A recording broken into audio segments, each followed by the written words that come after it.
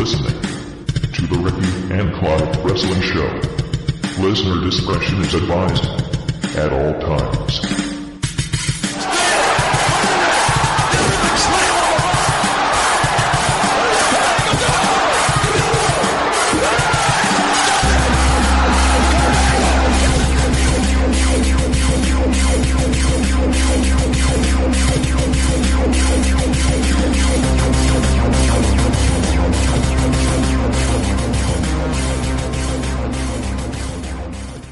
Hello and thank you once again for downloading and listening to another episode of the Ricky and Clive Wrestling Show on our new home, the Social Suplex Podcast Network. I am joined tonight by Ricky. How are you tonight, Ricky? Yeah, I'm doing well. Yourself? I'm doing good, thanks. Are you enjoying this constant action on the very busy storylines going on Raw and Smackdown at the moment? That probably sums up how I'm feeling. I think which we'll get into it obviously, but what's been disappointing so far, or certainly the last couple of weeks anyway, is that in the build up to Survivor Series you didn't want to miss any of the action because you just felt something might happen. Recently you can just read reports online or just quickly watch the highlights, etc., and that's it, and you feel like, right, well, I've not missed anything. And that's kind of disappointing at the moment. And I think it doesn't help when Smackdown in particular is back to its usual mundane self.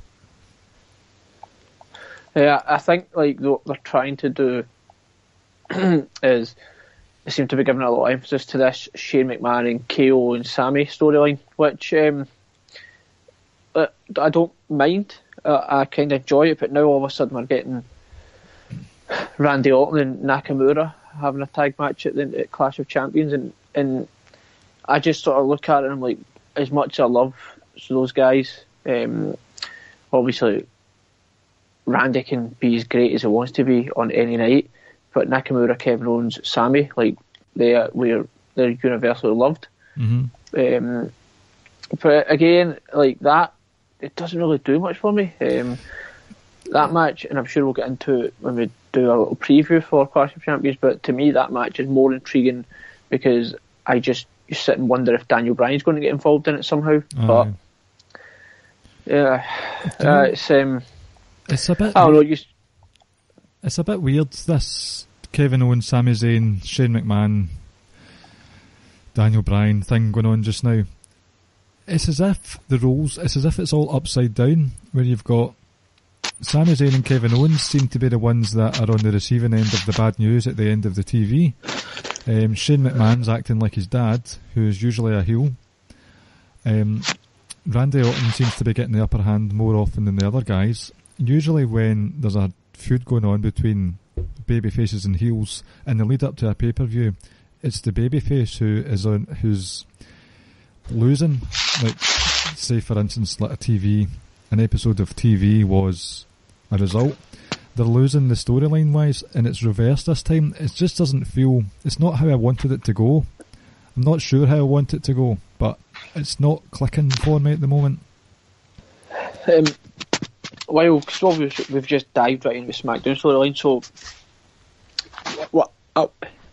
for me, it's obviously there was rumours earlier on this week, and we spoke about it privately off air, just texting one another, along with Barry and John Ross, that Daniel Bryan apparently got cleared to wrestle again.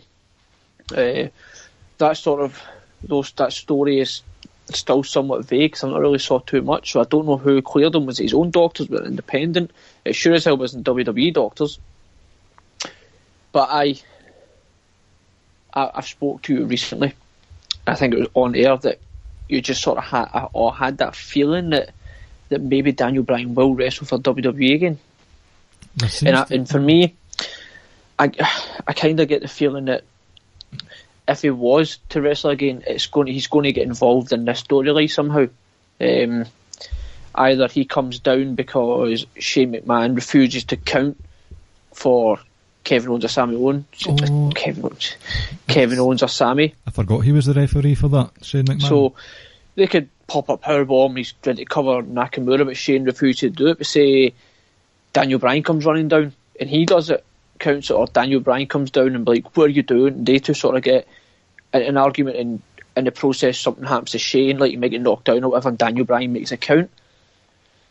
Or, so I'm not sure, but like I said, there was reports out there as well that I saw on Twitter that they were considering bringing Daniel Bryan back. If they were to come back, it's potentially maybe turn, not even in a wrestler aspect, that it could just turn them heel. So does that mean he's going to align with Kevin Owens and Sami, or is he? I don't know. Is he just going to go against Shane? And if that's the case, if you're going to turn Daniel Bryan heel, like, to me that would be a pretty shocking decision. And whoever makes that decision needs to seriously have a look in the mirror, because is Daniel Bryan is everything Vince McMahon wants Roman Reigns to be. Mm-hmm. The difference between Daniel Bryan and Roman Reigns, when Vince, in Vince's eyes, is about 7 inches in height and about 50 pounds in weight. That's it. It is. And I understand that it's a big difference. Like, when you compare them, Roman's a big guy, obviously, compared to him. But Roman, when you put him against other bigger guys, he doesn't look that much bigger than Seth or Dean. He looks more bulkier than Dean, but height-wise, he's around about the same. So, like I said, I think it would be a mistake, and that's in this storyline. Like, I agree with you. It's gone a direction I didn't think it was going to go in. And the only reason that I'm intrigued by it is because I'm wondering to see what might happen with Daniel Bryan. It's funny, Rich Latta of One Nation Radio on the Social Suplex has actually written a column recently saying that if they're actually thinking about Daniel Bryan turning heel, what the hell are they doing that for? So I read that. Your opinions? Shout out to Rich. How you doing, Rich? I read that. I actually did feed that. It doesn't make sense. It just does not make sense. You've got something who, and Vince would look at it and say is a quote unquote an absolute guaranteed moneymaker in Daniel Bryan. So why would you want to fuck around with that?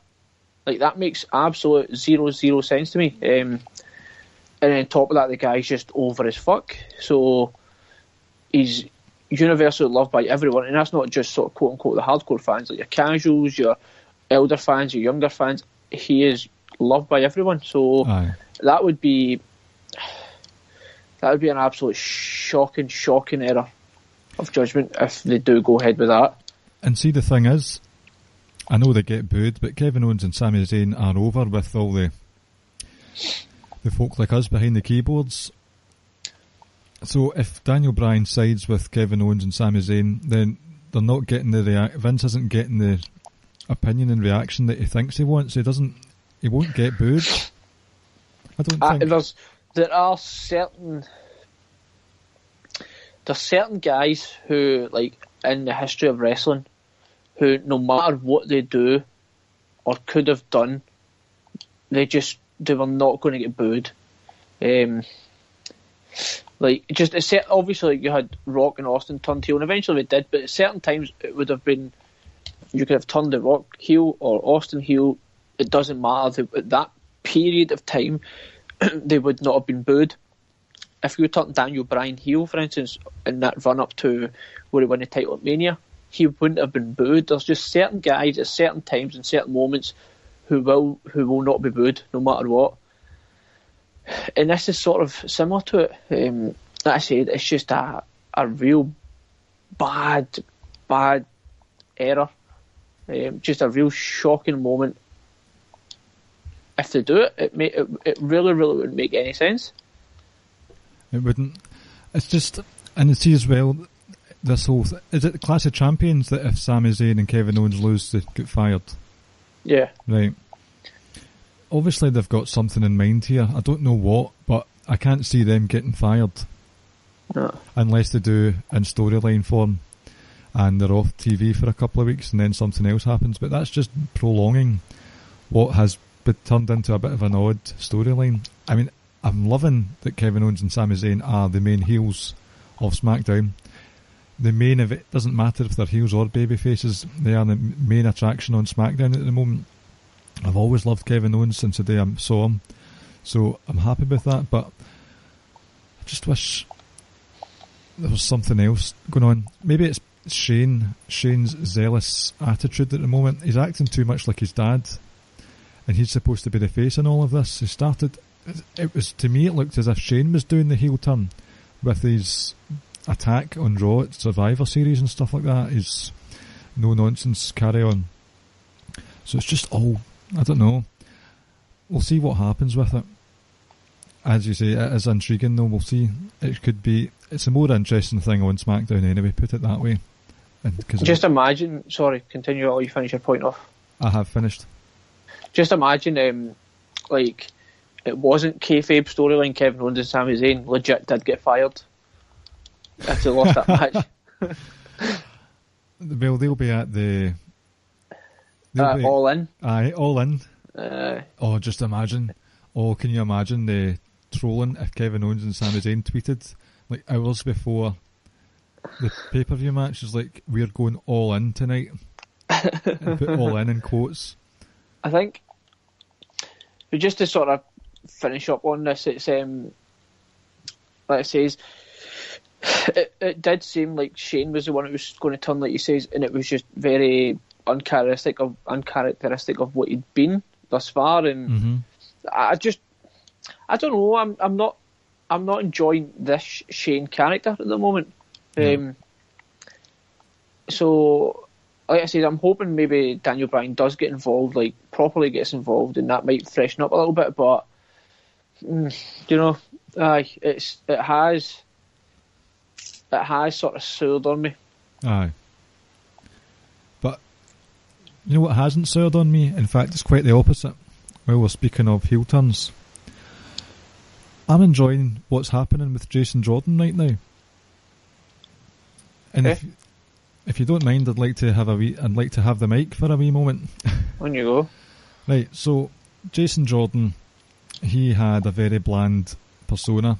Even in American Alpha on NXT, didn't have much of a character there, and he was basically over because of his wrestling ability. And then he got drafted over to Raw in the whole Kurt Angle illegitimate son storyline. I thought, here comes the soap opera notched up to 12. This is Dr. Drake Ramore Days of Our Lives stuff here. Shout out to Joey from Friends. Indeed. I thought, right, let's just see what happens. We all were guessing how it was going to go. But as the months wore on, I can see a natural character arc for him, where he comes over, he just wants to please his dad, he wants to have great matches, but at the same time he doesn't want to be handed opportunities to him on a silver platter. So he's like, no, I want to fight my way up.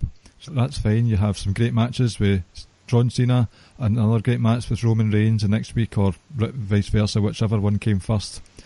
And he has a good account of himself.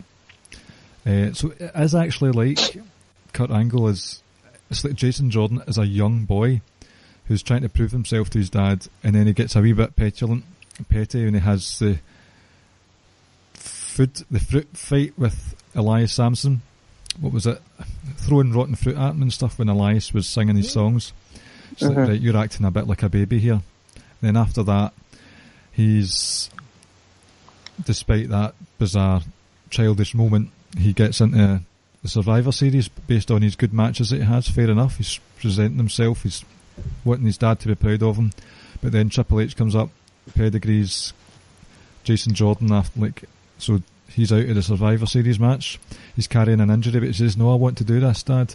Bear in mind that Jason Jordan was saying at the start, I don't want opportunities handed to me. Now all of a sudden he's annoyed that he's not getting the Survivor Series spot. Now again, this week, all of a sudden he's annoyed that he's not getting an Intercontinental title shot. Was that a title match that he had this week? It was, wasn't it? Was it an open challenge? Yep. So he did get it, but he kind of moaned his way to get there. Bitched and moaned about it all. So the story arc there is he finally reunites with his dad, or unites with his dad.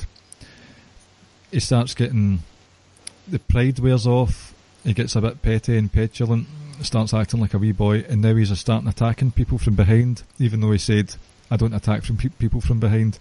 So he's acting like a spoiled boy at the moment, and I think it's actually quite interesting if this is a heel turn that they're going down, instead of him just being I'm not actually your son and attack and cut. It's a slow build, and I appreciate that slow build, and it makes me appreciate his character arc overall and general.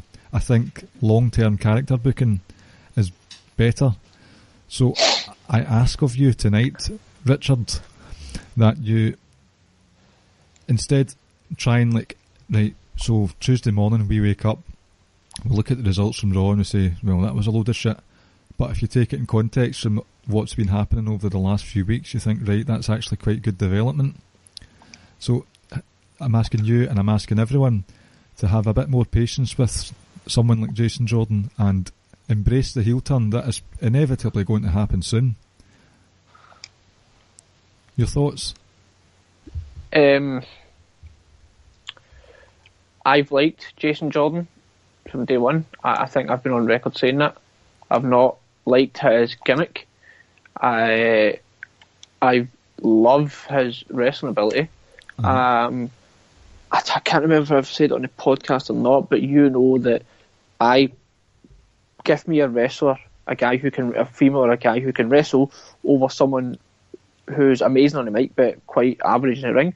I would take it the other way around. But just in the sense, if you want to see someone like, say, Roman, for instance, or the classic one would be Benoit. Benoit wasn't that great in the mic, but his in-ring ability is good enough to put him in an argument of being one of the top 5 of all time. So I agree. I think what a lot of people are just sort of getting fed up, and they were like, "Oh, this is like it was just his character and his gimmick." As his wrestling ability has never been in question. So yeah, I agree. The heel turn is going to come. Just stop. I think the problem is that, and I'm bad for it, you're bad for it, John Ross Barry, all wrestling fans, is that sort of we sometimes don't let stories develop, and we're like, "Oh, gee, this is terrible." Like, just hurry up and get to where you're wanting to get to. And sometimes, like a lot of the time, that's not ideal, because if you get there too soon, you don't get to tell the full story. Right. In this situation, that fine. The whole thing with Jason Jordan is that, like, I understand that at the start we didn't like him and stuff, and he's fine. His character and mic work and stuff, everything like that still needs to get better. But the one thing he has got going for him is the fact that he's so good in the ring. He is. I love the double Northern Lights he does. That's excellent. Mm-hmm. I think if you I think we all would still agree that it was still a massive mistake breaking up Alpha. But like I say, if we give him time, you never know where it could go. Like, I always believe, and I've said it and I say it continuous about Jinder Mahal. You know what? At least you tried. At least you tried to do something different. In this case, maybe doing something different could well be wrong, because you've broke up which I regarded anyway the best tag team in the company. But like I said, you never know where it's going to go. You have saw improvements, and I think when that heel turn does come, that's when I think he'll get over. There's a lot of The Rock about him, in the sense that not like ability, all that nonsense. It's just you had that whole die Rocky die, Rocky come back, Rocky, like he was just. It's so similar, like smiling, cheesy, happy babyface comes back as this absolute bastard of a heel, and that's what it's quite similar to this. And maybe he won't generate the kind of heat The Rock got, but in the sense that where they both are and were at the point and where the character was, it's similar. So that could work in his favour. And I think when he does become a heel, I think that's when you're going to really see. I think you'll start to see him get even better. Aye. It's very easy to be better on the mic as a heel. You always hear people talking about it, like when there's guests on podcasts, to say, "Oh, I much prefer being a heel," because they've got more chance to go off script, more chance to be insulting, insult the crowd, and it's hard to be that blue chipper, like you're saying about the Rocky, smiling for the crowd and saying, "What's up, Wisconsin?" and all that shit. So it's easier, I think, to be a heel. And I don't think he's going to get the same amount of heat that The Rock got, but if he attacks the Olympic gold medalist and like goes to town on him, because as we know, we've been a wee bit gutted and saddened to see Kurt wrestle recently. He's as stiff as a board. So if he's going to attack his dad and lay him out, kayfabe injure him, perhaps kayfabe break his neck, then, or well, not break his neck, but when it looks dubious. And actually, for me, it's not so much you're going to get the kind of heat Rock got. It was just more so the sort of similarities in their character, and that's like you saw Rock start to really get even better and go to a whole nother level.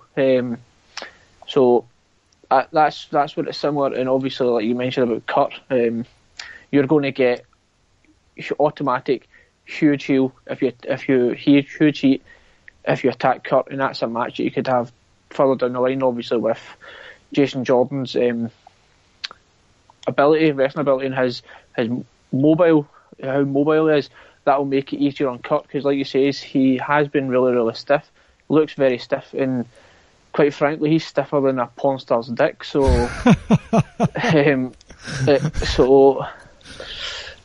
like I say, I think to me, there's certainly signs of improvement, and certainly signs of things that, well, you know what, you are getting better, and maybe in the future you could become like a real asset to them. When I promote this podcast on Twitter, you know what quote I'll be using, don't you? Die, Rocky, die. No, your porn star one. Well, I don't think you can put that on Twitter, if I'm honest. Well, I wouldn't be adding it. I wouldn't be atting Kurt Angle, because I think he might get a wee bit offended. Well, it shouldn't be. You should take it as a compliment. Kind of. Aye. He stands there like a question mark, though. The way his legs are bent, It's such a shame. And as like you say, he was strapped up as well at Survivor Series. And when I mean strapped up, not gun wise, because obviously we don't have that shit over here in the UK, you know. But sorry, Americans. He clearly had some sort of injury as well. So I don't know what happened. Yeah, it's sad. This must have been one of those pulled a hamstring or something, or pulled a quad or something like that. Because there was certainly nothing leading up to it, storyline wise, that suggested he had anything. Because he never took a shot or anything. He wasn't hurt or anything. So I don't know. But overall, Jason Jordan, I think, like I say, no matter what, his wrestling ability is there, and that's always going to be there, and that's always going to sort of be his fallback. That even if your character isn't great and whatever, you still have that wrestling ability that people are still going to really like and still enjoy watching. And it's important, you were saying, like, it's hard to a split second of shit compared to the whole minute. Compare it to if someone shows you 3 minutes of a film and you think, well, I don't know what that was all about, that was shit, it didn't make any sense, it didn't paint the character in a good light.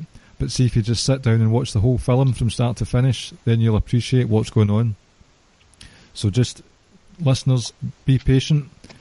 If there's a storyline that you're not enjoying, just take your time, think about their journey so far, and think about what could possibly happen. Think of it as a natural character progression. So I've been a wee bit snobby there, but hey ho.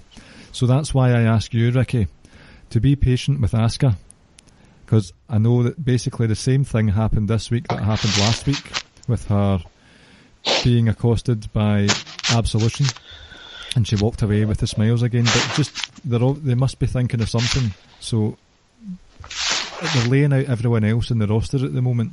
They're waiting for Asuka. Asuka will bide her time and she'll strike when she's ready. I have faith in that. Let's hope so. I'm guessing you weren't happy with how Asuka was booked again. I would rather she take a beating. But if it, you know, because to me it kind of works both ways, because therefore Paige and the other no, I've forgotten her name now. Damn it. Mandy Rose. Yes, and Sonya Deville. Yep. Sorry about that, ladies. Hello, ladies. It just sort of, I hate to use the word, but it legitimises them in a sense. That look at that, they've taken out like everyone, and specifically took out Asuka, and in Asuka, you could be like, look at it took 3 women to beat her down, etc., etc. But if it leads to eventually Asuka like getting through them one by one, then fine, I'm all for it. But at the same time, that shouldn't happen straight away, because now all of a sudden you're like, well, you just brought these 2 women up, you brought Paige back, and as much as I love Asuka, you're like, well, what was the point of building these women up and having them beat people down for just then ultimately one woman to destroy all 3 of them? Uh-huh. You know, ultimately I think that's where it will lead, and I don't mind that, but don't do it too soon, because it's like, right, well, that's a month after they've debuted and you've just basically had Asuka run through them. It's like, that's great for Asuka, but at the same time, think about these other ones as well. You can delay that if you wanted. I mean, you can have a segment on Raw where she does battle them all. That's fine, but not like totally lay them out. She sort of, I mean, if she stands tall above all 3 of them, like planting a flag in the rocks of the moon, then that will be a bit excessive. But if she gets a good punch or so in, some punches and kicks, and then makes a beeline for it or something like that. That's it. That's it. That's all you need. So I think it'll probably. I think we will get Paige Asuka at WrestleMania for the title, and it'll be interesting to see how they're able to keep this storyline going on for so long. It could just be a case of like it's fine if Asuka does beat the 3 of them, but I think it could be like done over time, which will be ideal. And I think what it could maybe do is Asuka's got to go through the other 2 women in order to get to Paige, in whatever order they go in, I don't know, but I think that's where it will lead. All roads are probably going to lead to Asuka versus Paige at WrestleMania. It's still quite a few months away, but it would be good. That's what I'm saying, like, because between now and potentially Rumble or whenever Raw next pay-per-view, you could still do build up Paige, Alexa Bliss, and then the pay-per-view after that, Alexa Bliss could have her rematch. So then now all of a sudden you're only 2 months away from Mania. With no pay-per-views potentially in the middle, so you've got plenty of time to build that up. It's exciting. It is exciting. So we'll see how that leads. And do you want to bring us in with our next segment tonight, Ricky? And what would that be?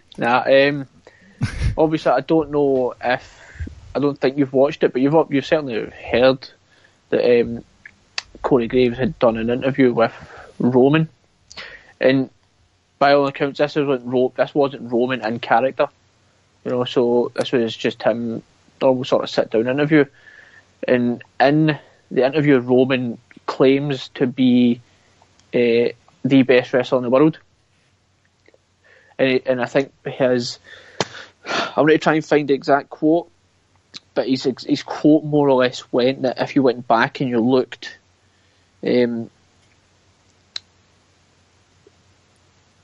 last 2 or 3 years, sorry, that if you went back and you just sort of looked at his matches, then a lot of his matches have sort of been like some of the best matches around. So, and that's why I think he was saying that he believes he is the number 1 and best wrestler in the world, and obviously that got quite a lot of reaction from people. It'll be interesting to see whether or not he said it like 100% truthfully he meant it, or did he just say it just knowing that he's going to get a reaction out of people and just sort of trolling folk. And I'm just sort of interested. It'd be interesting to hear what you think, because a lot of people have just been like, that's absolutely ludicrous. Right, my hatred of Roman Reigns' booking has subsided a wee bit over the last few months. There was a time, and we've all felt it, that he was just booked far too powerfully, far too successfully, given all the silver spoons, WrestleMania main events, taking out The Undertaker, beating Triple H a lot. But it's calmed down a wee bit, and although he did get the Intercontinental title just out of the blue. I get that Miz was going off telly for a while, fair enough, but he's doing the open challenge thing, and it's good. And they've played it well, and they're getting Roman to face wrestlers who get natural heat from the crowd, and the Miz. So even though everyone loves the Miz, when they're in the arena, he gets booed relentlessly. You get Elias, who gets booed. Nobody likes his Walk with Elias gimmick, although we secretly love it. It's great. It's great. And it is. Jason Jordan, there's a heated apathy towards him. We talked about how that's changing for him now, but they're putting him against people who aren't as popular babyface wise as Roman Reigns, so it's working. Is it working, the whole babyface experiment, because we've got WrestleMania looming round the corner?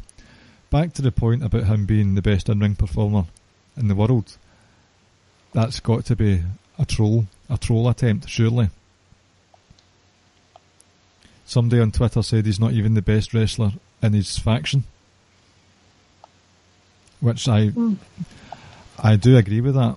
I would say for in-ring ability, Seth is better than him, easily.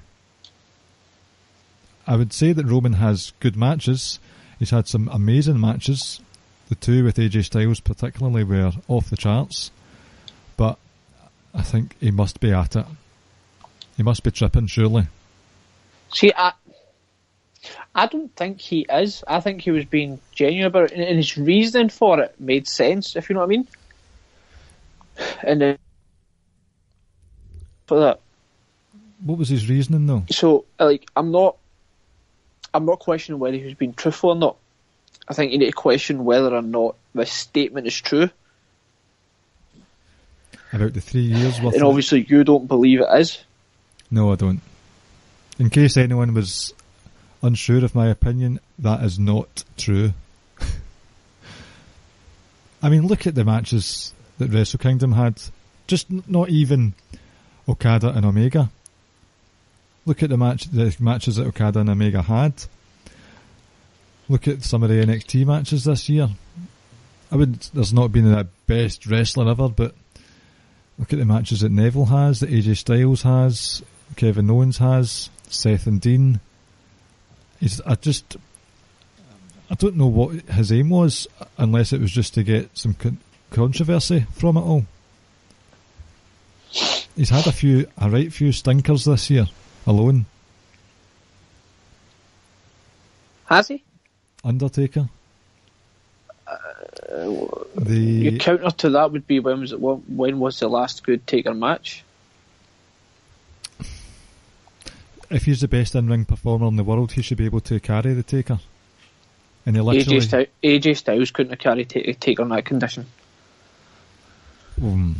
Right, so no, I think that, because I think that's just where Taker was, to be honest, and maybe AJ would have, because he has the ability to sort of... See, he looked in the multi-match... Sorry, on you go. Like I said, AJ would be able to fly around the ring and take bumps, but I think sometimes when you... So take back my comment about would AJ be able to, who knows. I think AJ is the exception to just about almost any wrestler, so I think it's unfair to compare a lot of guys out there to AJ Styles, because let's be honest, there's not many people in the world who, wrestler-wise, you should be saying their name in the same sentence as AJ Styles. There's very, very few. I think I'm not going to argue that he is the best wrestler in the world. I couldn't, because I don't believe he is. I understand what he means, and if you do go back the last sort of 3 years and you look at his matches, if you put a list together of a lot of the best WWE matches in the last 3 years, I guarantee you a Roman Reigns would have been involved in a lot of them. Well, the argument that I've heard that he's had great matches with Seth, great matches with AJ, great matches with Braun, great matches with I had a couple of great matches on Raw a few months back. I can't remember who were against now. I think there was maybe one against Cesaro, I think it was.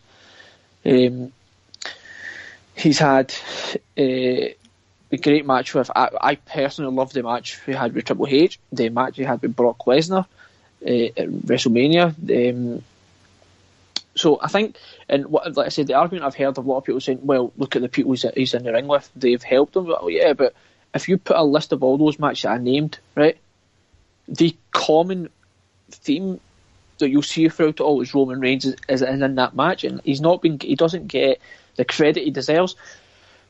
You can argue he is the best wrestler in the world. Your argument may not be that strong, but you can argue it. Just like I can argue Seth Rollins or AJ Styles or Nakamura are the best in the world. Your argument may not be strong as say the AJ Styles argument, but you can definitely still argue it. I think for me he's one of the absolute best in that company, without a doubt. I think it goes AJ Styles, then there's everyone else. So, but I think he more than holds his own against, like, as much as I love AJ and Seth and everyone else, like, Roman deserves to be right there alongside them all and deserves that credit. But I'm not going to go as far and say that he's the best wrestler in the world. But for me, a lot of people refuse to give him credit because A, they don't know him, they don't like him. Like, you don't know him personally, you don't know what he's like, so how you can form that opinion of him, I don't know. You might not like his character, and probably more than anything, obviously, is the fact that people are like, fuck, he's a quote-unquote chosen one, he's been rammed down their throat, etc., and that's why they're refusing to take to him. But you've got to also acknowledge that no matter what, how you feel towards him, the guy has put on some fucking right good matches in the last few years.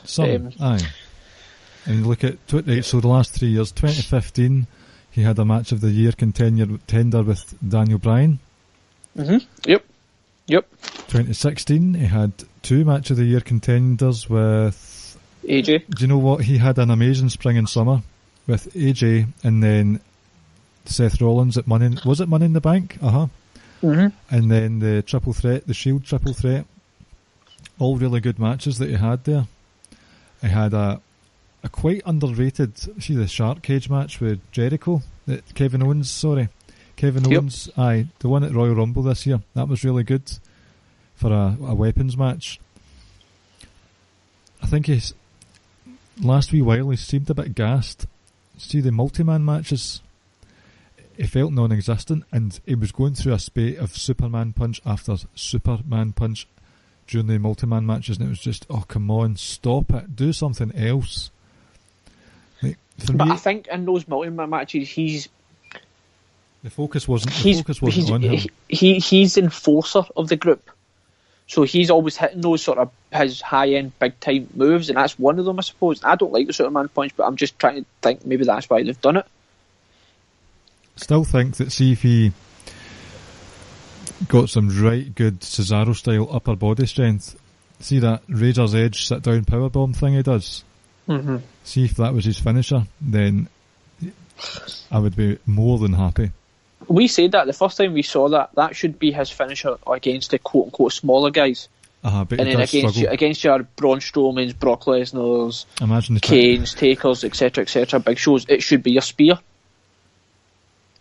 But like I said, I think for me he probably was being truthful from his point of view, but like I said, I can sit and argue all day long that he is the best wrestler in the world, but my argument may not be that strong. But I think for me, what more than anything, like I said before, what comes from it is that a lot of people just don't give him the credit he deserves. But I'm not ready to call him the best wrestler in the world, nowhere near it. But I think he deserves to be in that sort of upper echelon of wrestlers where we talk about a lot of these guys, and it just feels like sometimes you don't talk about his ability because we don't like how he's booked and how he's been rammed down our throat. But I think he deserves to be alongside all those guys that I've mentioned, with perhaps with the exception of AJ and potentially Okada, because I've not saw enough of Okada, but certainly within WWE, like I said, I think it's AJ Styles and then it's everyone else, but that's not a knock on everyone else, that's just paying homage to how great AJ Styles is. Oh, he's exceptional. I mean, you're talking about the last 3 years of matches that Roman Reigns has had. Look at the last couple of years of AJ Styles matches. The amount of belters he's had is ridiculous. It's just so many. Yep. So, your opinion might be controversial, but you might be right in saying that people just can't look past the booking, and I myself have been guilty of that in the past. But I'm going to try and I'll have a look at his wrestling.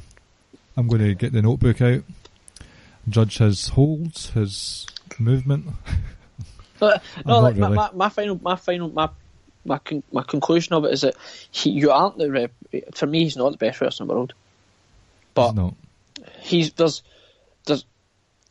There's his claims. There's evidence to back up his own personal claim in the sense that what he says, how many great matches that he's had. That's like you can use that to back it up. Mm-hmm. But I can understand where he's coming from and why he's saying it in the evidence he's trying to present.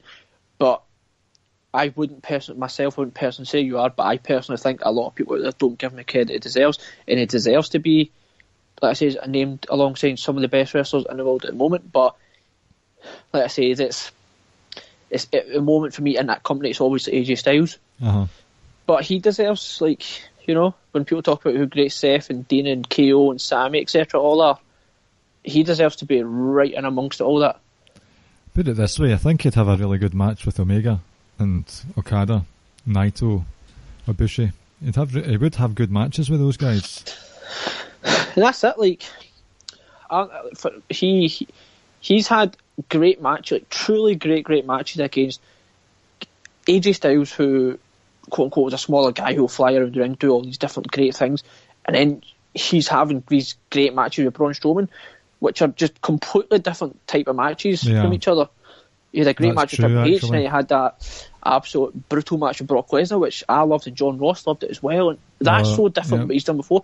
That's what I love about him the most, is that his ability to have great matches with different type of wrestlers. And not everyone can do that. But like I say, to summarise, I understand why he thinks he's the best, but you know, I think it's more so for me that you just don't get the credit you deserve, rather than say I'm not going to say you are the best in the world, so I don't think you are.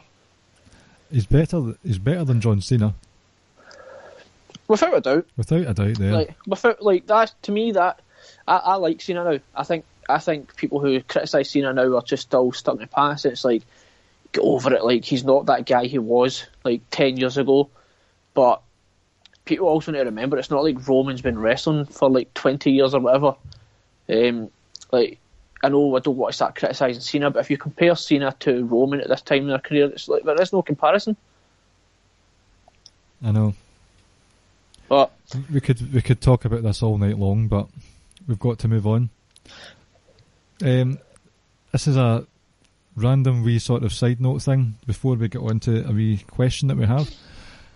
I want to quickly talk about the Smackdown Women's title scene at the moment. So we have at Clash of Champions, Charlotte versus Natalya in a lumberjack match, or a lumberjill match, as it will probably be called. I hope they don't call it that, actually, that's dreadful. But I've actually been writing my own series of columns recently where I've been discussing the sort of unsung heroes of WWE in 2017, giving a bit of more of a spotlight on the wrestlers that haven't been getting a proper spotlight. And I picked Carmella a couple of weeks ago.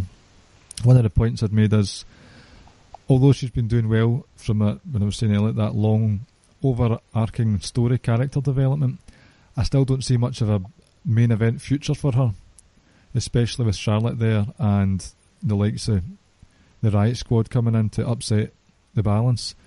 And I'd said in the column, if they were going to do it, I think it was feedback in the column or something, if they were going to give her the title, give her it now or soon, before WrestleMania, because I don't think there's going to be room for it after WrestleMania. And if she does it now, and if they don't really like what she's doing as the champ, then fair enough. It means they can get the title off her just in time for WrestleMania. So I'm going to lock it up right now, before the predictions even start. And I will give myself a bonus point when we're doing the predictions. At the lumberjack match, Carmella will cash in her Money in the Bank briefcase and become the champ. Maybe for 2 nights, maybe for 2 months, but it's going to happen. Interesting. You don't care, do you? Not that I don't care. It's they put the title on Natalya, which I loved. You know that. I've been on record saying Charlotte is the best female wrestler in the company. Yes. To go from Natalia to Charlotte to Carmella. Look, I know. I understand. I'm sorry. I just I can't handle it. To be honest, I personally, when does she have until when she got to cash in? June. Is it June, right? And when is a brand shake-up going to take place? Not a clue. It could happen during the night tonight, for all I know. So let's just say, maybe I would expect Charlotte to head over to Raw, maybe back again. So I could see maybe I would personally have Asuka doing it, cashing in after WrestleMania, because they could potentially go Charlotte as a heel up against Becky Lynch at WrestleMania, which will be unbelievable. Or if Ronda Rousey does debut, they're going to go Ronda Rousey and Charlotte. But again, if that's for the title, which I don't think it should be, but maybe that ties in with your theory that Carmella should cash in. Because say what you want, but you can't have Carmella cash in on potentially Ronda Rousey being the champ. Like, that would be absolutely, like, no, that doesn't happen because it's Ronda Rousey at the end of the day. So, yeah, I could see it going both ways, but I kind of hope she cashes in, but she doesn't actually get the title and she loses a cash-in match. They can't do that again already, though. Look what happened to Corbin. I know, and he's somewhat... Like, he's now back on that path where he was before, because he's now a US title, isn't it? Champ, US champ, so you never know. I don't know, I feel like Smackdown, it's been like 7 or 8 months of like having nonsense, pathetic, stupid champions. You had Jinder as a champ, and then fucking you had Naomi as a women's champ. People who think Naomi, oh no, Naomi's a good wrestler. Like, fuck off. No, she's shite. She is. And now all of a sudden, right, well, here we go. Now we've got like proper, I hate to say it, like, but we've got like legitimate guys and women as the champs. We've got AJ Styles, who I think we all agree is the best wrestler in the company, and we've got Charlotte, who we all agree is the best female wrestler in the company. And it's no surprise that they're the ones that hold the title at the moment. Like, I don't know. That for me makes sense. So I would rather not see Carmella win it. But if she does win it, then do you know what? So be it. Because and I'm looking forward to when she does cash in, because you get that little bit of excitement there. There always is that excitement when the cash in happens. Yep. So I know she's not liked, but that's her doing her job. Oh, definitely. She's doing her job as a heel. She did her job as a heel when she quote unquote won the Money in the Bank briefcase, but she did win it off her own back a couple of weeks later. So fair play to her. Right. I went on to Social Suplex's Facebook group earlier with a bit of question request. By the way, the Facebook Social Suplex group thing, that was a mouthful. It's called the Wrestling Squared Circle, and the squared is in brackets or parenthesis or whatever you want to call it. So feel free to put in a join request for that and join the chit chat on the group. And I asked for any questions, and we got a question from Jeremy, who is the host of the new Social Suplex podcast, Keeping It Strong Style, all about New Japan. Shout out to Jeremy and Josh. That was a good debut episode. Really enjoyed that one. His question is, who do you guys want to win the Royal Rumble? Now, we can all put our booking hats on and say who we think will win it, but Ricky, who do you want to win it? First of all, no offence to Jeremy, but I initially thought you were going to say it was Jeremy Borash from Impact Wrestling who submitted the question. But hey, shout out to Jeremy Borash as well. Aye, indeed. And Jeremy, I'm just sort of taking a piss. I hope you don't take offence to that. So, sorry, the question is, who do I want to win it? Aye. I mean, I'll ask you. You know who my answer is going to be. Who do you think I want to win the Rumble? What day is it?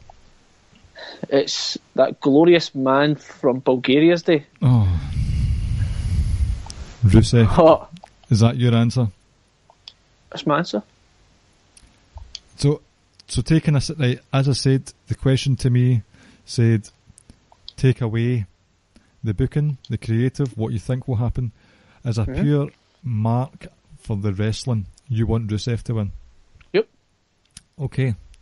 Who do I want to win? I would quite like to see Nakamura win, purely so we can set up an AJ versus Nakamura feud at WrestleMania. But it's been a long time since we've seen someone dominate a Royal Rumble and be successful from that domination. Kane has always been dominant when he goes into Royal Rumbles. Even Roman was dominant the year before he won the Royal Rumble.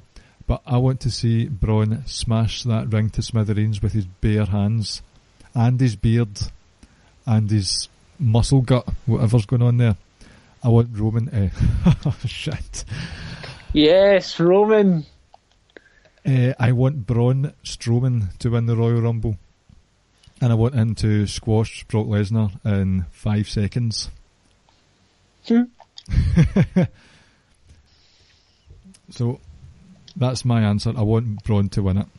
But I get, if Nakamura was to win it, I would be quite happy with that as well. I can't see anyone, like, the Royal Rumble is all about the Survivor Series is all about getting a new name, like, geared up, ready for a big push. Didn't get that this year, as far as I'm concerned. Royal Rumble was all about cementing that push. And although we've had Braun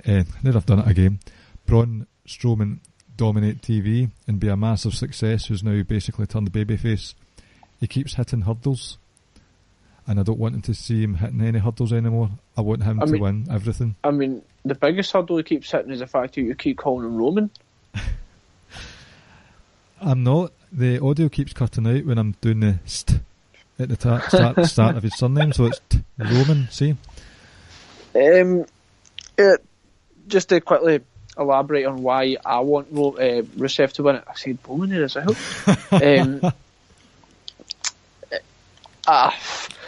For me, it just all harps back to go back to his original US title run. And I think if you were there and you saw that, you understand why I love him so much. And I don't want to always bring John Ross up, partly because I value his opinion quite highly. I think he talks a lot of sense. He knows what he's talking about. He knows what he likes and what works and what doesn't.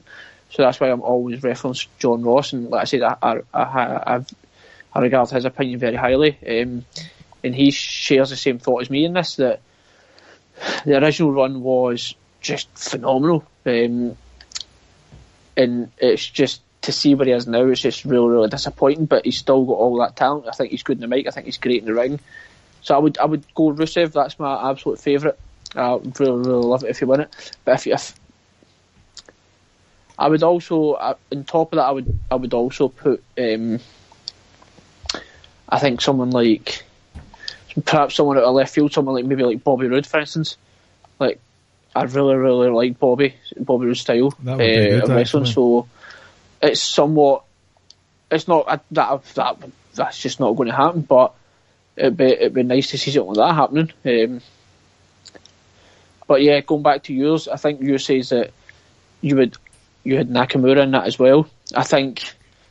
I know it's who we want to win, but I also think that's who is going to win. That would be my official pick. So you'd be happy with that. And like I said, if it was Braun, I agree with that as well. I would love to see Braun win it. For me, the top probably two would be Rusev and Braun, if I'm honest. But then they have to make sure that they cash in this time on Braun's momentum.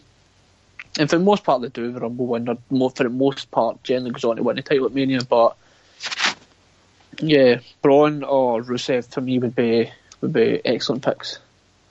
Excellent. Thanks for your question, Jeremy. Do you have any questions, Ricky? Anything come to you? I had one submitted on Twitter. It was, who has been the worst booked or the least underutilised wrestler this year?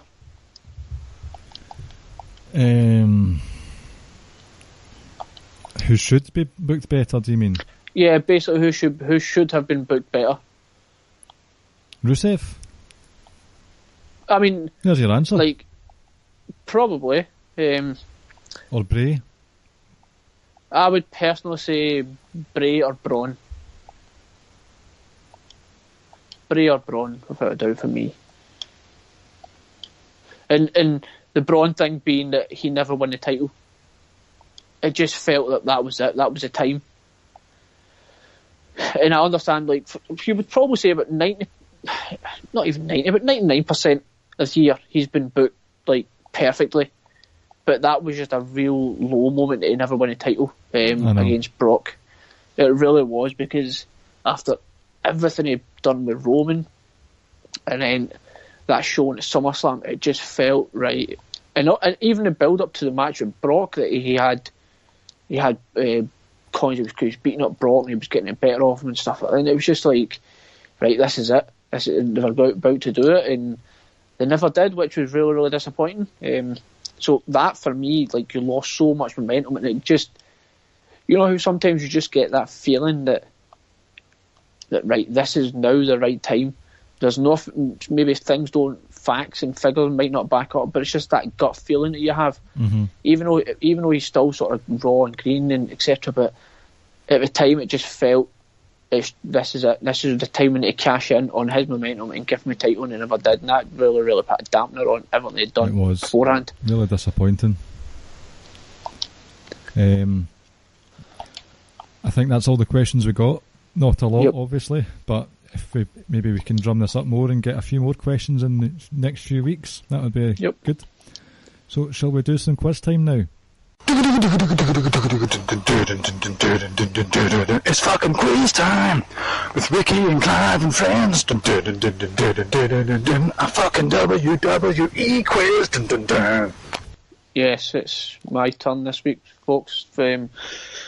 So prepare the quiz. It's 10 questions long, and there's a theme to it. It's obviously we've got Clash of Champions next week. So this is a quiz based on Clash of Champions / Night of Champions. All right, okay, nice one. It was. I think it went Vengeance, then it went Night of Champions, then it went Clash of Champions. I think it did. Mm-hmm. So here we go. Question number 1. In the 2016 Clash of Champions, Rusev lost the US title to who? Roman Reigns. Correct. Same pay-per-view, Charlotte beat who to retain the women's title?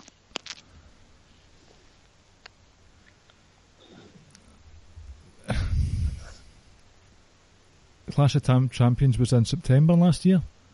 I think so, something like that. It was a triple threat between Charlotte, Bayley and Sasha Banks. Yes, it was. Oh yeah. Oh yeah. So who did she beat? Oh shit, Bayley. Oh, Bayley. I was just taking the piss. It was Bayley and Sasha Banks. I wasn't looking to see who she pinned because you didn't give me an answer. Anyway, here we go. Now, the 2014 Night of Champions. How did John Cena beat Brock Lesnar in the main event? He didn't beat him. He lost. Was that a trick question? No, this wasn't a trick question. He didn't beat Brock Lesnar. Brock Lesnar beat him. Correct. How? Sorry, I got that mixed up. Oh, Christ. Apologise. How did Brock beat Cena? I meant to say sorry. So basically, what was the finish of that match? Do you know, I can't remember. Did Paul Heyman get involved? No, that was Punk. Has Heyman ever got involved in the matches, actually? I know we're sort of going off here, but I don't know if he has. Kind of, like, he was involved in the CM Punk match, I think. I can't remember. Right, I don't know the answer. It was, remember Seth Rollins came down, attacked Cena, and then hit Brock Lesnar with a curb stomp, and then I think he went to cash in, and Cena prevented it. Yes, well, I do remember that now. Right. Question number 4. what was the main event of the 2012 pay-per-view, which at the time was Night of Champions? Main event of 2012? Yes. September 2012.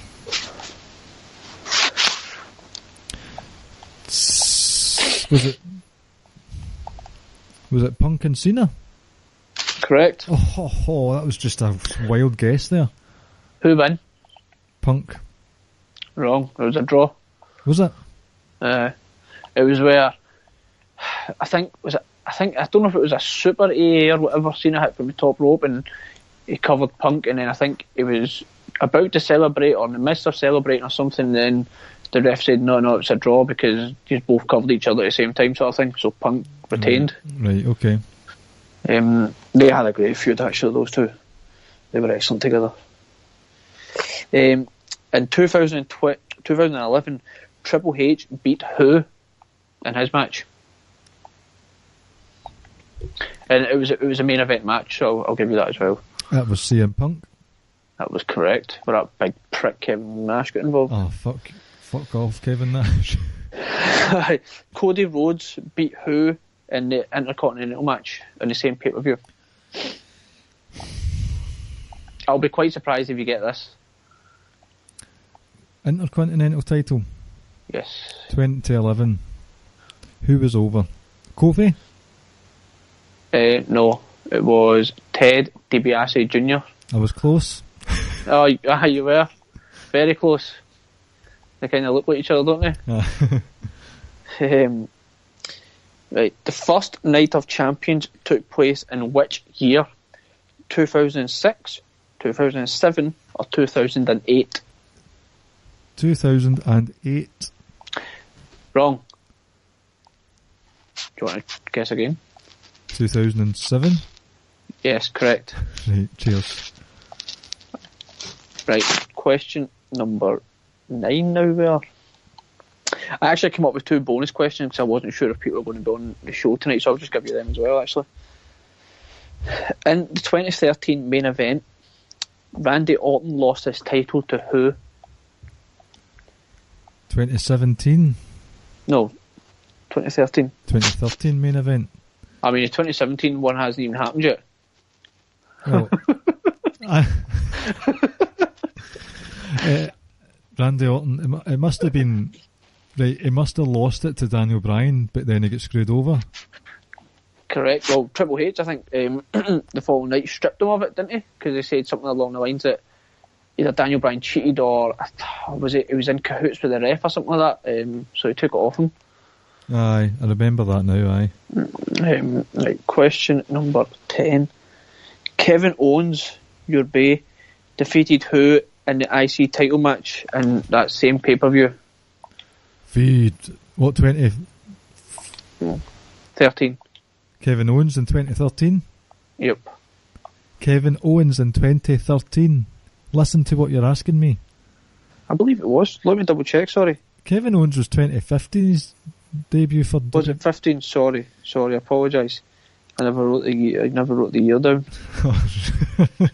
13. It was the nutter. Feed me more. That big roided up fucking arsehole Ryback. Fuck you, Ryback, if you're listening. That fucking prick. Right.